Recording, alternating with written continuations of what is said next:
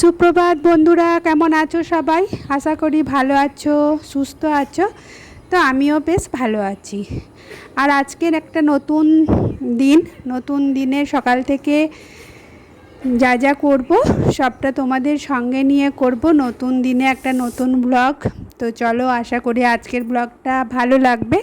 তার আগে বলবো যে যেখান থেকে আগের ব্লগ দেখেছো, লাইক কমেন্ট করেছো, বা যারা পরবর্তী ক্ষেত্রেও আমার ব্লগের সঙ্গে থাকবে তাদেরকে অনেক ধন্যবাদ, অনেক ভালোবাসা জানিয়ে আজকের ব্লগটা এখন থেকে শুরু করছি।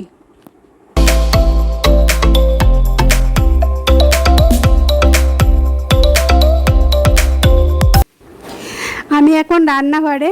তো মেয়েদের তো বেশিক্ষণ রান্নাঘরেই কাজ, আর আমিও সেই রকমই রান্নাঘরে। তবে আজকে রান্নার খুব একটা ঝুট ঝামেলা নেই, কেননা বিশেষ কিছু রান্না করব না। কুমড়ো পুঁই শাকের তরকারি অনেক দিন থেকে খেতে মন যাচ্ছিলো, জানো তো। তো সেই কুমড়ো পুঁই শাকটাই এখন বসিয়ে দিয়েছি, আর একটুখানি মাছের ঝালও করে নিয়েছি। তো এই দেখো, আমার মাছের ঝালটা হয়েও গেছে, আর এই বড়িটা ভেজে রেখেছি। লাস্টে কুমড়ো পুঁই শাকের তরকারিটা একটু দেবো, তাতে কুমড়ো পুঁই শাকটা খেতে খুব ভালো লাগবে। আর ওদিকে তরকারিটা আমি চাপিয়েও দিয়েই আমি একবার চলে এসেছি ছাদে।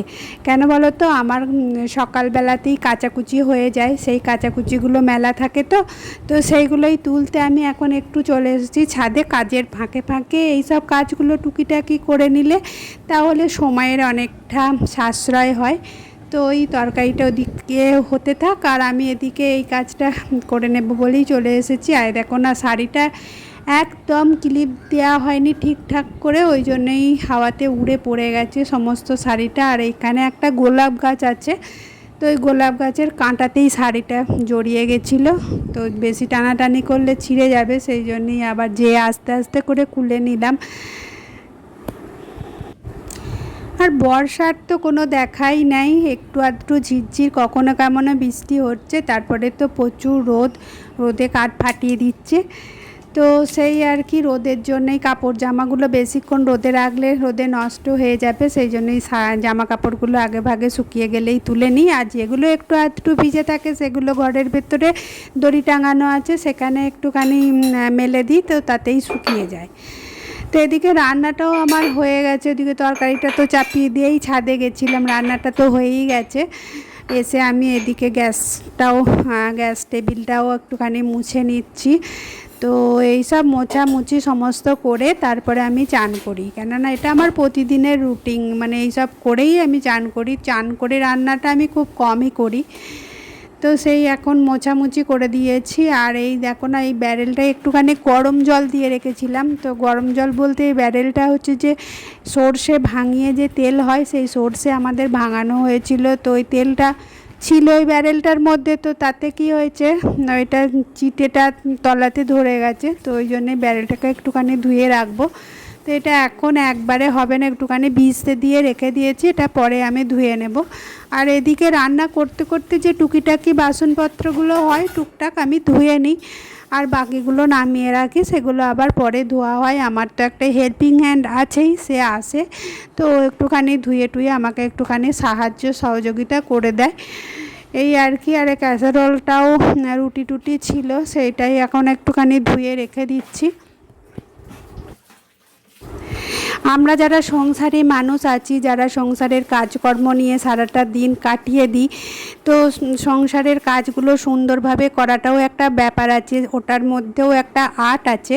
সবাই সব কাজ সমানভাবে করতে পারে না। তো আমার মনে হয় আমি যে কাজটা ভালো পারি, সে কাজটা অন্য কেউ আবার হয়তো আরও অনেক ভালো পারে, এটাই হচ্ছে একটা ব্যাপার। আর হচ্ছে সুন্দরভাবে সংসারটাকে গুছিয়ে করা, বা সংসারে সকলের প্রতি লক্ষ্য নজর দেয়া, এগুলোর প্রতিও অনেক কিছু নির্ভর করে। সংসারের সুখ শান্তি সব কিছু নির্ভর করে মেয়েদের ওপরই। মেয়েরাই পারে সংসারের সুখ সমৃদ্ধি সব কিছু বজায় রাখতে। আমরা যারা সংসার করি, ধরো কোনো জিনিস অপচয় হচ্ছে বা কোনো জিনিস নষ্ট হচ্ছে, সেগুলো যদি আমরা খেয়াল রাখি, তাহলে সংসারের অপচয় হাত থেকে আমরা সংসারটাকে বাঁচাতে পারি। তো এইগুলো আমাদের প্রত্যেকটা সংসারী মানুষেরই মানে খেয়াল রাখা উচিত, তাতে সংসারটা সুন্দর হয়, সচ্ছল হয়, এগুলো হয়।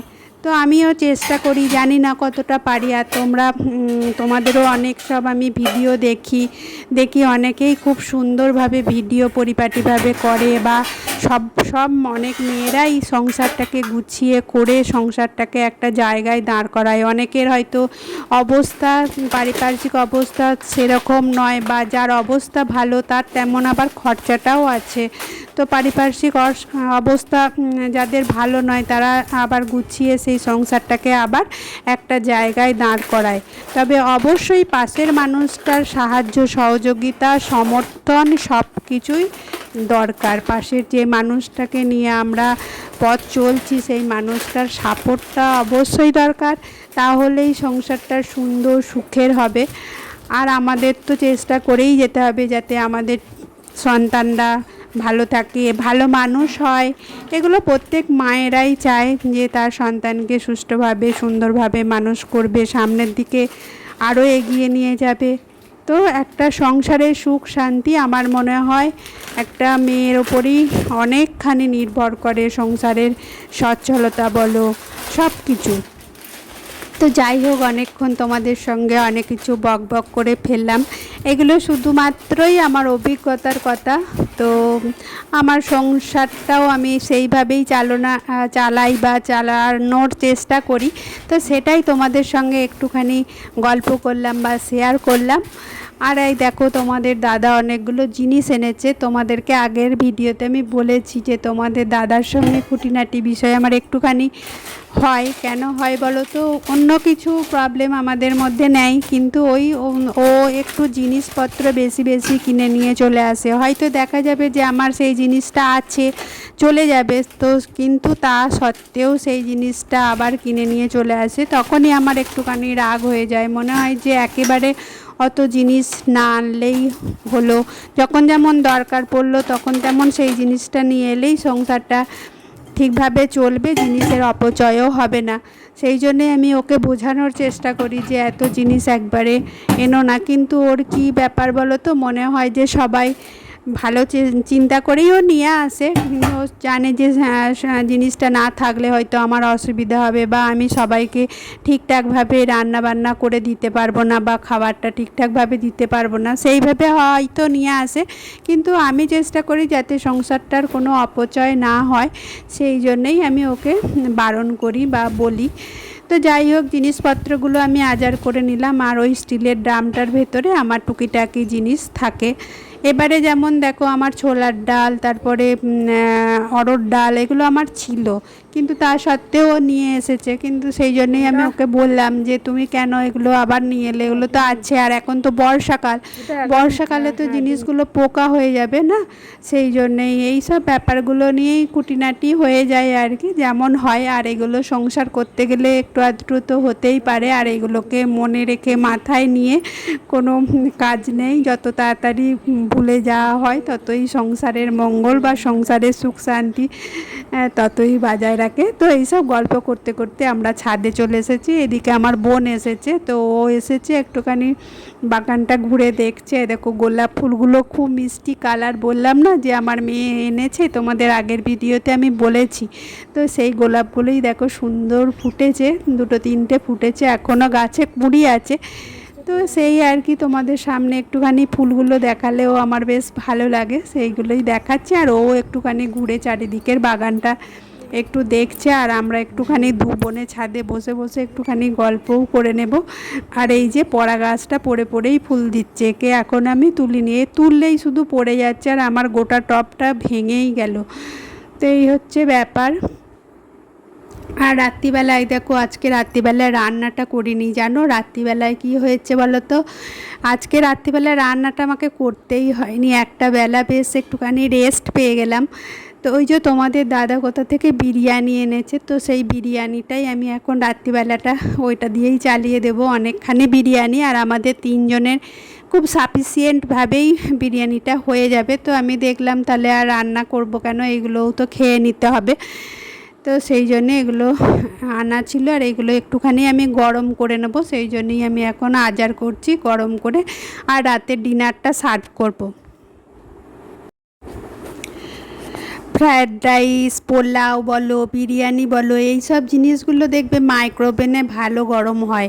আর ওই জন্যেই আমি মাইক্রোওভেনটা কিনেছি। আর তাছাড়া কেকটাও খুব সুন্দর মাইক্রোওভেনে বানানো যায়। তো একদিন কেক বানিয়ে আমি তোমাদের দেখাবো। তো আমার এটা খুব কাজে লাগে। আমি ওই জন্যে যাবতীয় ওই যে রাইস, পোলাও আমার ঘরে খুব অনেক সময়ই বা হয়, যেহেতু ছেলেমেয়েরা খেতে চায়। আর এইগুলো একটু যদি থেকে যায় তাহলে এগুলো ঠিকঠাক হাঁড়িতে বা গ্যাসে গরম করা হয় না কো। সেই জন্যে মাইক্রোওভেনটাতে খুব সুন্দর ঝরঝরে ভাবও থাকে আর গরমও ঠিকঠাক হয়। তো আমি এখন খাবারটা গরম করতে দিয়েছি।